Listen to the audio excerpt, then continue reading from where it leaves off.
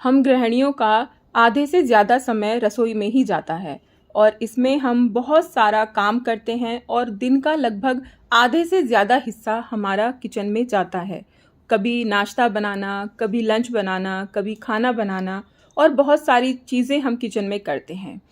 लेकिन अगर इसको हम बीच बीच में साफ़ ना करते रहें तो ये गंदा होने लगता है, ग्रीस जमने लगती है और जिससे कि गंदगी बहुत ज़्यादा हो जाती है। तो आज की इस वीडियो में मैं आपके साथ शेयर कर रही हूँ अपनी किचन क्लीनिंग। मैंने कैसे अपने छोटे से किचन को मैं साफ़ करती हूँ और कैसे उसे साफ़ रखती हूँ। आज की इस वीडियो में आपके साथ मैं यही सारे टिप्स और तरीके शेयर कर रही हूँ। तो चलिए दोस्तों, शुरू करते हैं घर की बात। तो किचन को साफ़ करने के लिए सबसे पहला जो मेरा टिप्स है वो मेरा यही है कि ना, जब कभी हम ग्रॉसरी लेते हैं या राशन घर के लिए लाते हैं तो उसमें हमें सबसे पहले अपना पहले का जो सामान है वो देख लेना चाहिए। वो मैं हमेशा देख लेती हूँ और उसी के बाद जो चीज़ें नहीं हैं वही हम ऑर्डर करते हैं या वही हम लेकर आते हैं। क्योंकि अगर ऐसा हम ना करें तो दो दो हमारे सामान आ जाएंगे और जिससे कि फिर वो लंबे समय तक रखे रहेंगे और हमारा पैसा भी वेस्ट होगा अगर वो चीज़ें एक्सपायर हो जाएंगी और फूड की भी वेस्टेज होगी। तो आज मेरी जो भी राशन का सामान था सब आ गया था, तो उसको मुझे रखना था। उससे पहले मैंने ये ड्रॉर अच्छे से साफ़ कर दिए हैं। सारा सामान निकाल कर उसको विम जेल से क्लीन कर दिया है और कपड़े से पोंछ दूंगी। इससे ये पूरा अच्छे से साफ़ हो जाएगा। एक समय हमें ज़रूर निर्धारित कर लेना चाहिए अपनी रसोई को साफ़ करने का कि जब आप नया सामान रख रहे हैं तब उसे साफ़ कर लीजिए या फिर महीने में एक बार साफ़ कर लीजिए। जैसे भी आपको समय मिले उसी के हिसाब से ना आपको ये सारी चीज़ें मैनेज कर लेनी चाहिए। इसको अच्छे से मांजने के बाद और कपड़े से पोंछ देने के बाद इसमें अब हम शुरू करेंगे अपना किचन का सारा सामान रखना। दोस्तों, क्योंकि ये थोड़ा जो विम जेल यूज़ किया थोड़ा गीला था, तो उसके बाद मैंने इसको एक सूखे कपड़े से भी पोंछ दिया। सारा सामान आ गया है तो उसको सारा खोल लेंगे ओपन करके और फिर तभी इसमें सारा सामान हम रखेंगे। तो हमें ना थोड़ा पेशेंस के साथ किचन में काम करना चाहिए, क्योंकि किचन की सफाई अगर आपने एक बार शुरू कर दी है तो ये समझ लीजिए कि आपका आधा दिन या फिर 3-4 घंटे इसमें जाने वाले हैं। तो इसको ना आप पार्ट्स में डिवाइड करके आप अपने किचन की क्लीनिंग कीजिए। मैं हमेशा यही कोशिश करती हूँ कि पार्ट्स में डिवाइड करूँ और उसकी क्लीनिंग करूँ। सारा सामान जितना भी आया था वो सारा मैंने जहाँ जहाँ रखने का था उसको उसी हिसाब से कैटेगराइज करके उसको निकाल लिया है। और इसके बाद जो भी मैंने अपने ड्रॉर में डिवाइडर लगाए हुए हैं या फिर टोकरियाँ तो नहीं ली हैं, लेकिन DIY मैंने स्टोरेज के लिए बनाए हुए हैं, तो उसमें मैंने ये सारा सामान लगा दूंगी। ये बैग से बनाए हुए हैं तो इनमें सारा सामान ना अलग अलग मैं रखती हूँ कि कौन सा नया आया है और कौन सा खुला हुआ है या कौन सा पहले का है। तो वो सारी चीज़ें अलग अलग मैं रख देती हूँ। इससे क्या होता है, आपको पता रहता है कि कौन सा सामान कहाँ है, सारा मिक्स नहीं होता। और जो ओपन वाले सामान है ना, जो खुल जाते हैं, उनको हम क्लिप वगैरह करके रख देते हैं, उनको अलग रखती हूँ जिससे कि आसानी से वो मिल जाएं और उन्हें निकाल लिया जाए। तो ये जो मेरे 2 ऑर्गेनाइज़र हैं, इनमें मैंने सब में नया सामान जो भी हमने फ्रेश लेकर आए हैं वो सारा इसमें रख दिया है। अब इसके बाद क्या करना है कि मैंने एक और DIY टोकरी बनाई थी, छोटी सी ऑर्गेनाइज़र बनाया था।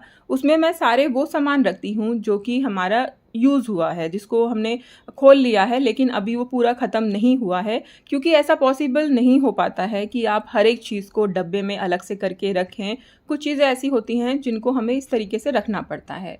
तो चाहे आप ऐसी क्लिप्स का इस्तेमाल कर सकते हैं, चाहे तो आप ना वो जो रबड़ बैंड आते हैं उनका इस्तेमाल कर सकते हैं और इन सबको आप सिक्योर कर सकते हैं जिससे कि इसमें मॉइस्चर ना जाए और ये ख़राब ना हो। मैं क्लिप्स का इस्तेमाल करती हूँ और ये बहुत बढ़िया हैं। इनसे बिल्कुल भी ये ख़राब नहीं होते हैं, लंबे समय तक चलते हैं। तो जो भी सामान आया था उसको सही तरीके से मैंने अपने इस ड्रॉर में ऑर्गेनाइज़ कर दिया, सारी चीज़ें रख दी हैं। कुछ बॉटल वगैरह और जो भी सामान है इसमें रखने वाला वो सभी मैंने इसमें रख दिया है। तो कुछ चीज़ें ऐसी होती हैं दोस्तों जो हमें एक समय पर ही कर लेनी चाहिए, वरना वो बहुत ज़्यादा गंदा हो जाता है। तो इसके बाद ना मुझे किचन का ऊपर से भी साफ़ करना था, क्लीनिंग करनी थी। क्योंकि बहुत ज़्यादा, जैसे बेशक चिमनी चला लो या कुछ भी कर लो आप, बहुत ज़्यादा ऑयल वगैरह ऊपर जम जाता है, गंदा हो जाता है। तो ऊपर का एक कैबिनेट भी मुझे क्लीन करना था, तो उसका भी सारा सामान मैंने निकाल लिया। आप लोग जानते ही हैं जैसे कि मैं एक एक ड्रॉर करके क्लीन करती हूँ, जिससे कि प्रेशर भी नहीं पड़ता है और सफाई भी हो जाती है, क्योंकि काम और भी बहुत सारे रहते हैं। अगर एक के ही पीछे लगे रहेंगे तो हम बाकी काम नहीं कर पाते हैं। तो इसी तरीके से मैंने ऊपर का सारा सामान उस कैबिनेट का बाहर निकाल लिया है। जो लाइनिंग उसमें बिछी हुई थी वो भी लाइनिंग निकाल कर मैंने अच्छे से उसे साफ कर लिया है। और कुछ इस तरीके से ना, अगर आप काम करेंगे तो आपके ऊपर बिल्कुल भी प्रेशर नहीं आएगा और आप ना काम आसानी से कर पाएंगे, घर को साफ व्यवस्थित रख पाएंगे। चाहे कोई भी चीज़ है आप आसानी से क्लीन कर सकते हैं। लाइनिंग को भी अच्छे से साफ करने के बाद मैंने उसे बिछा दिया है और अब इसमें मैं जो भी सामान यहाँ ऊपर रखती हूँ, बहुत कम सामान रखती हूँ, क्योंकि यहाँ पर हाथ आसानी से नहीं पहुँच पाता है। तो जो सामान बहुत ही कम यूज़ होता है वो मैं यहाँ पर रखती हूँ। तो सारा रख दिया है। इसके बाद जैसे किचन में जाले वगैरह लग जाते हैं तो उनको भी बीच बीच में आपको साफ़ कर लेना चाहिए। झाड़ू की हेल्प से मैं सारा ऊपर से छत को झाड़ लूँगी और सारी चीज़ें जो भी कैबिनेट हैं, दीवारें हैं, सबको अच्छे से मैं झाड़ लूँगी। क्योंकि ऐसा अगर आप कर लेते हैं ना तो आपकी किचन में या घर में भी अगर ऐसा करेंगे ना तो आपको ना जालों की, मकड़ियों की समस्या नहीं होगी। जो छोटी छोटी मकड़ियाँ हो जाती हैं ना वो भी नहीं होंगी। इसके बाद मैंने एक कपड़े को थोड़ा सा गीला किया और उसमें विम जेल लगाया और उसके बाद इसको अच्छे से क्लीन कर दिया। देखिए दोस्तों, ये तरीका अपना के देखिएगा कि हम ऐसा करते हैं ना कि जूने से रगड़ते हैं पहले और फिर कपड़े से पोंछते हैं। तो ऐसा ना करके आप ना एक कपड़े में विम जेल डालिए, थोड़ा सा गीला कर लीजिए और उससे क्लीन कीजिए। देखिएगा कि मेहनत बहुत कम लगेगी और आपका जो भी चीज़ सरफेस आप क्लीन कर रहे हो ना वो एकदम से साफ़ सुथरा हो जाएगा। तो ऊपर के कैबिनेट्स को क्लीन कर दिया, नीचे के कैबिनेट्स को भी क्लीन कर दिया। ऑलमोस्ट जो नीचे के कैबिनेट है ना उनको तो मैं एक दिन में एक बार तो कर ही देती हूँ, डेली बेस पर ये क्लीन हो जाते हैं। लेकिन आज जब ऊपर का कर रही थी तो सोचा नीचे का भी अच्छे से मैं क्लीन कर दूँ। जो भी शीशे वगैरह लगे हुए हैं सबको अच्छे से यहाँ पर मैंने सफाई इनकी कर दी। और क्योंकि कुछ ना कुछ इन पे लग ही जाता है, अगर आपके हाथ भी अगर इवन गंदे हैं तो वो भी इस पे लग जाते हैं और जिससे वो गंदे हो जाते हैं। तो यहाँ पर इनको अच्छे से साफ़ कर दिया है और चिमनी पर भी मैं अच्छे से कपड़ा लगा दूंगी। इसी कपड़े से मेरा पूरा किचन साफ़ हो जाएगा और पूरी चीज़ें एकदम से साफ़ होकर चमकने लगेंगी। चिमनी का जो पार्ट है वो भी साफ़ कर दूंगी इसी से ही, और चिमनी को तो खैर हम करते ही हैं दिन में 1-2 बार क्लीन, तो इसको भी इसी कपड़े से, इसी सोल्यूशन से हम साफ़ कर लेंगे। ये तरीका आप अपना कर देखिएगा, ये ज़रूर वर्क करता है। और ये तरीका आपको कैसा लगा मुझे कमेंट करके ज़रूर बताइएगा। दोस्तों, अगर आपको वीडियो पसंद आई, अच्छी लग रही है तो वीडियो को लाइक ज़रूर कीजिएगा और चैनल को सब्सक्राइब कीजिएगा। सारी चीज़ों को साफ़ करने के बाद अब हम आगे बढ़ेंगे। आगे हम कहाँ बढ़ेंगे? बढ़ेंगे दीवारों की तरफ। क्योंकि अगर तो अच्छे से सारा कैबिनेट जो दोनों तरफ से है वो साफ़ कर दिया है। और दीवारों पर भी अगर आप देखेंगे ना ध्यान से तो वहाँ पर भी धूल भी चली जाती है और ग्रीस भी जम जाती है। तो इनको भी बीच बीच में साफ़ करते रहना बहुत ज़रूरी है, वरना ये दीवारें भी गंदी लगती हैं। मेरी दीवारों पे टाइल्स है तो ये दीवारें अगर मैं आराम से साफ़ करूँ तो हो जाती हैं, लेकिन अगर टाइल्स भी नहीं है तो भी हमें इनकी सफाई करते रहना चाहिए। झाड़ू से या किसी भी चीज़ से जिससे आप करते हो उसको साफ़ करते रहिए। इसके बाद जो लाइट्स वगैरह हैं इन पर भी हमें थोड़ा सा ध्यान देना चाहिए, क्योंकि इससे ही रोशनी आती है। मैं कोशिश करती हूँ जब क्लीनिंग कर रही हूँ ना तो यहाँ की अच्छे से कर दूँ, इस पर जो भी चीज़ें यहाँ पर हैं उस एरिया की अच्छे से सफाई कर दूँ। जैसे कि लाइट है या फिर दीवार है या फिर कोई और सामान वहाँ रखा है तो उसको अच्छे से साफ़ कर दूँ। आरओ वगैरह जो भी हम रखते हैं तो उसकी भी सफाई बहुत ज़्यादा ज़रूरी है। कई बार लोग ऐसा करते हैं कि इसके ऊपर कोई कपड़ा डाल देते हैं, लेकिन मैंने कपड़ा नहीं डाला है, मैं इसको ऐसे ही साफ़ करती रहती हूँ, जिससे कि ये साफ़ भी रहता है, ऐसा नहीं है गंदा हो जाता है।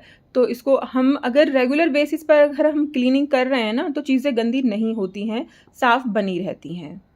तो मैंने अपने आरओ को भी क्लीन कर दिया है और साइड में ना मैंने थोड़ी सी एक शेल्फ टाइप निकलवाई थी। यहाँ पर मैं कप्स वगैरह रख देती हूँ जो रेगुलर यूज़ होने वाले हैं, तो उनको सबको मैंने हटा दिया है और इसके बाद इसकी क्लीनिंग मैं कर रही हूँ।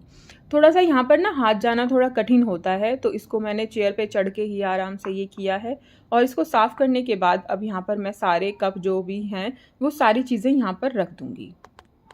जो भी हम अपने किचन में डेकोरेटिव आइटम रखते हैं ना, तो उनकी भी सफाई हमें बीच बीच में करते रहना चाहिए। जैसे मैंने ये प्लांट अपने किचन में रखा हुआ है आर्टिफिशियल, तो इसको भी बीच बीच में मैं धोती रहती हूँ, जिससे कि एकदम साफ़ रहता है।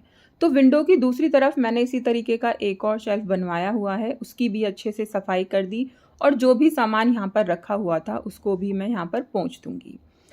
दोस्तों ये चीज़ें ना मैं बार बार आपके साथ शेयर करती रहती हूँ, जिससे कि आपको थोड़ा सा मोटिवेशन भी मिले कि हाँ भाई, अगर किसी और को हम देखते हैं तो हमें मोटिवेशन मिलता है ना। तो इसीलिए अगर आपको देखकर थोड़ा सा भी मोटिवेशन मिलता है तो वीडियो को लाइक ज़रूर कीजिएगा। तो यहाँ पर मैंने सारा ये पोंछ दूंगी, सारा सामान जो भी ऊपर रखने वाला है। और ये जो DIY शेल्फ़ मैंने बनाई थी इसको भी मैंने खाली कर दिया और सोच रही हूँ ना इसकी थोड़ी सी जगह मैं बदल दूँ, जिससे कि थोड़ा सा किचन में नया लुक क्रिएट हो जाए। और चीज़ें थोड़ी नई सी होती हैं तो अच्छी सी लगती है ना, देखने में मन लगता है फिर काम करने में। तो मैंने यहाँ पर सोचा कि इस वाले टेबल पे ना मैं अपनी इस शेल्फ़ को रखूँगी। तो सबसे पहले तो मैंने इसे साफ़ कर लिया कपड़े से और उसके बाद फिर इस पर ये शेल्फ़ रख दी। बाकी जो भी सामान सारा था वो सारा एज़ इट इज़ ही मैंने इसमें रख दिया, कोई और इसमें एक्स्ट्रा सामान या अलग से नहीं रखा है।